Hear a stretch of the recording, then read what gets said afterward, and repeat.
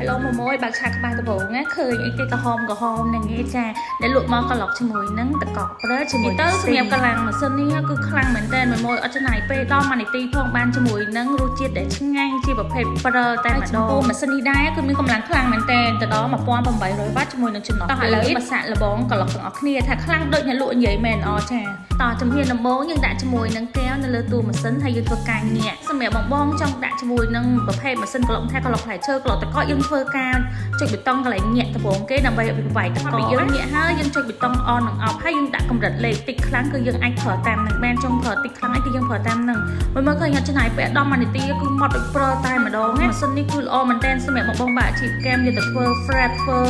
មីអាធីឬក៏ជាប្រភេទស្រាកន្លុកអីគឺអែមតែម្ដងជាពិសេសបើសិនជាយើងប្រើលក្ខណៈគូសាក៏បានកន្លុកហើយបានជាមួយនឹង sting កន្លុកមួយគេឲ្យឈ្ងុយឆ្ងាញ់តែម្ដងអញ្ចឹងម៉ាស៊ីនជាមួយចង់បានជាមួយនឹងប្រភេទម៉ាស៊ីនកន្លុកដែលមានកម្លាំងវ៉ាត់ខ្លាំងមួយអាចជ្រើសរើសយក model នេះបានណា